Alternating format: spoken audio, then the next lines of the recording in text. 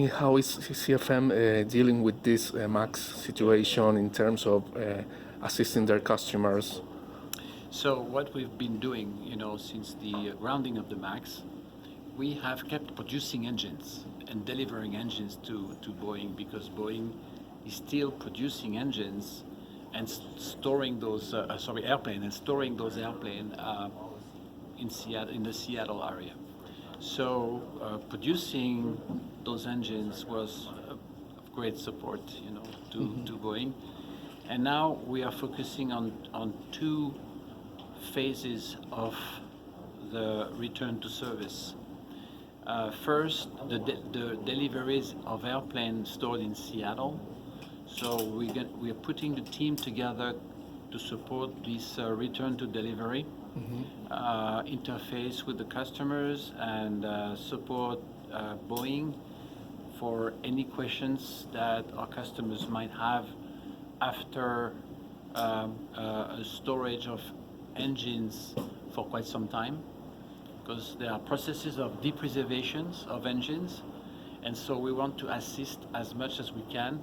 So we have a team for that, and we have 250 field service engineers all over the world, which currently are visiting every customer in order to go through the return into service checklist and make sure that, again, everything is done per the CFM recommendations when it comes to depreserve the engine, and that they don't have any questions, and to maximize the chances of making everything smooth when the airplane is ready to go back in the sky.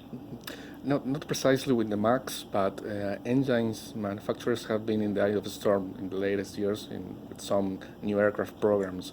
Do you believe that the industry has some self-criticism or something to say about that? Well, it's what we try to do at CFM is always to commit to what we can achieve. We don't want to be in a situation where we have to tell our customers, sorry, we promised a certification at that date, but unfortunately we cannot achieve it. This has never happened in the history of CFM, and I think the reason is sometimes we're criticized, upstream for not being bold enough and aggressive enough in our schedule. But we are companies of engineers, the best engineers, and they know what they're talking about. And they know there is a time for everything. There's a time for testing. After a test, you need to have a contingent plan in case you fail the test. If you compress all this schedule, you end up having issues with no time to fix them. We also invest, our parent companies invest a huge amount of money way before the start of the development in what we call research and technology. Because what we want is, once we start the development of an engine, we go and pick technologies which have already been proven. We don't want to do research and technology under the wing of the airplane, because that doesn't make anybody happy at the end of the day.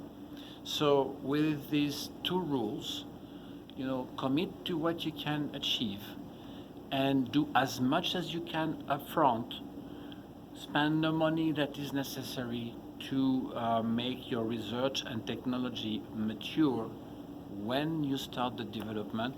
I think with these two rules, CFM was able to stay away from what you were describing, those issues of delays and everything. Developing an airplane or an engine is always a big challenge. It takes a lot of time, a lot of resources, a lot of people. It's always easy to be trapped into a corner. But I think that's the best of the experience of CFM is we are able to stay away from that by applying strict rules and sometimes accepting to look a little not aggressive enough, when we promise something. Uh-huh. And how is CFM preparing to this more greener vision of the world in terms of environmentally efficiency? Absolutely, that's a good question. So first, have you seen that the LEAP provides a 15% improvement in fuel compared to the current generation? And there is a complete correlation between fuel and CO2 emissions. So the airplane powered by the LEAP engines provide 15% less of CO2 than the current generation of engine.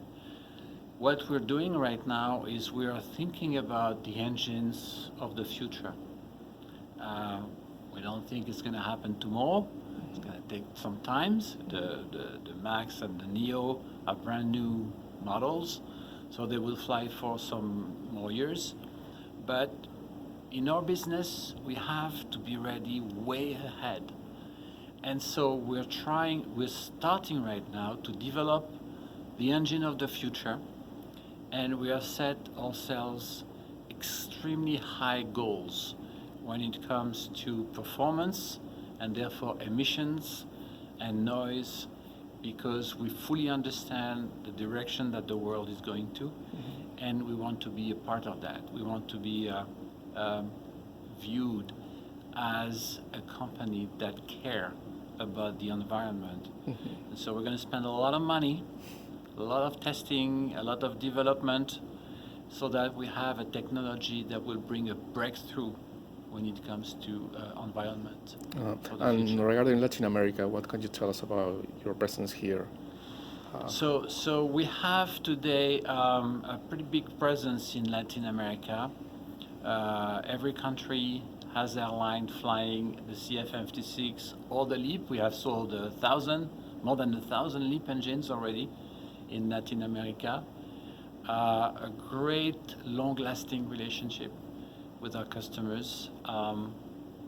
We think it's a very important market that grows by 4% a year. So for us, it's very important, and so we want to be there and continue to be there.